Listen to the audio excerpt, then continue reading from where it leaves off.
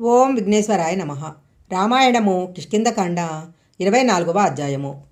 వాళ్ళందరూ కిష్కింధ చేరుకున్న తర్వాత సుగ్రీవుడు వెళ్ళి గట్టిగా తొడలు కొట్టి కేకలు వేసి వాలిని పిలిచాడు. అప్పుడు వాలి గబగబా బయటికి వస్తుండగా ఆయన భార్య అయిన తార, ఎందుకలా తొందరపడి వెళ్ళిపోతున్నావు? ఇప్పుడే 1 గంట క్రితం వచ్చాడు సుగ్రీవుడు. నవరంధ్రాల నుంచి నెత్తురు కారేటట్లు కొడితే దిక్కులు పట్టి పారిపోయాడు. నువ్వింట్లోకి వచ్చి ఎంతోసేపు కాలేదు. మళ్ళీ సుగ్రీవుడు నిన్ను యుద్ధానికి రమ్మంటున్నాడు. నీకు అనుమానం రావటం లేదా అన్నది. సుగ్రీవుడు మళ్ళీ వచ్చి వాలి యుద్ధానికి రా అంటున్నాడంటే నాకు శంకగా ఉంది. సుగ్రీవుడు నిన్ను ఇప్పుడు పిలవటంలో తేడా నీకు కనపడటం లేదా? చాలా ధైర్యంగా పిలుస్తున్నాడు. ఇప్పుడే దెబ్బలు తిన్నవాడిలో ఉండే బలహీనతలు కనపడటం లేదు. ఆ స్వరంలో ఒక పూనిక, ఒక గర్వం కనపడుతుంది. సుగ్రీవుడికి వెనకాల ఎవరిదో సహాయం ఉంది. నువ్వు సుగ్రీవుడితో యుద్ధం చేసేటప్పుడు నీకు వేరొకరితో ప్రమాదం పొంచి ఉంది. సుగ్రీవుడికి స్నేహం చేయటంలో మంచి తెలివితేటలు ఉన్నాయి. నేను గూఢాచారుల ద్వారా తెలుసుకున్న విషయం ఏమిటంటే, ఇక్ష్వాకు వంశంలో జన్మించిన అపారమైన శౌర్యమూర్తులైన దశరథ మహారాజు కుమారులైన రామలక్ష్మణులతో సుగ్రీవుడు స్నేహం చేశాడు. నువ్వు నీ బలాన్ని నమ్ముకున్నావు, కానీ సుగ్రీవుడి బుద్ధి బలాన్ని గురించి ఆలోచించలేదు. సుగ్రీవుడు నీ తమ్ముడన్న విషయాన్ని మర్చిపోయి అతని భార్యను నువ్వు అనుభవిస్తున్నావు. నీ తమ్ముడిని పక్కన పెట్టుకోవటం మానేసి శత్రుత్వాన్ని పెంచుకుంటున్నావు. మీ ఇద్దరి మధ్యలోకి 3వ వ్యక్తి రావాల్సిన అవసరం ఏముంది? ఇది నీ ఇంటి సమస్య. నా మాట విని సుగ్రీవుడిని ఆహ్వానించి యువరాజు పట్టాభిషేకం చెయ్యి. అప్పుడు నీ బలం పెరుగుతుంది. ఇవాళ నీ తమ్ముడు రాముడి నీడలో ఉన్నాడు.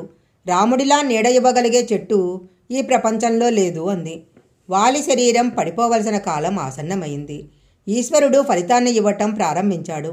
అందువలన ఇంతకాలం తారమాటలు వినటానికి అలవాటు పడ్డ వాలి ఆమె మాట వినటం మానేసి సుగ్రీవుడితో యుద్ధానికి వెళ్ళాడు. ఇద్దరూ హోరాహోరీగా యుద్ధం చేసుకుంటున్నారు. ఈసారి సుగ్రీవుడు చెట్లను పెరికించి వాలిని తుక్కుగా కొట్టాడు. కానీ వాలి మెడలో ఇంద్రునిమాల ఉండటం వలన మెల్లగా సుగ్రీవుడి శక్తి నశించింది. వాలి బలం పెరిగింది. సుగ్రీవుడు ఇంతకు ముందులా పారిపోకుండా ఈసారి రాముడి కోసం మళ్ళీ మళ్ళీ అన్ని వైపులా చూశాడు. సుగ్రీవుడి శక్తి తగ్గిపోవటం గమనించిన రాముడు వెంటనే బాణం తీసి వింటినారికి తొడిగించి వెనక్కు లాగాడు.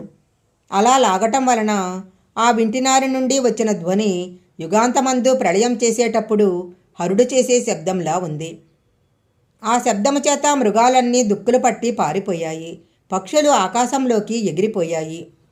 రాముడి బాణం యొక్క శబ్దం వినపడి ఆ శబ్దం ఎక్కడి నుంచి వచ్చిందో అని వాలి అటువైపు తిరిగేలోగా అమితమైన వేగంతో బాణం వచ్చి వాలి గుండెల మీద పడింది. ఆ దెబ్బకు వాలి కింద పడిపోయాడు.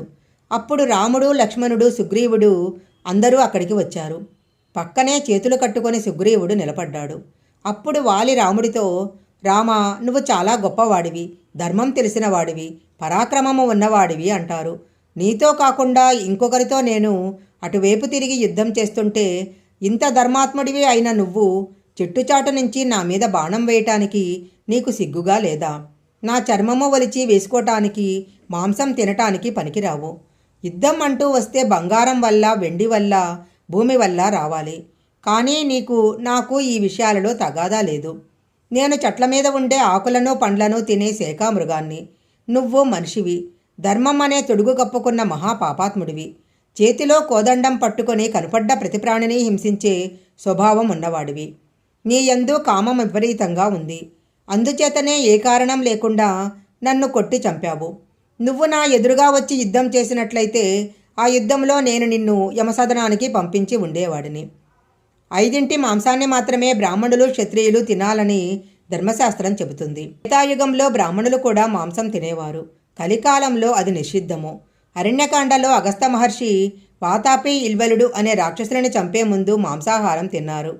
5 గోళ్లున్న వాటిలో ముళ్లపంది మాంసాన్ని తినవచ్చు, చెవుల పిల్లి మాంసాన్ని తినవచ్చు, ఉడుము మాంసాన్ని తినవచ్చు, తాబేలు మాంసం తినవచ్చు, కుక్కలను తరిమి చంపే ఏడుపంది మాంసం తినవచ్చు.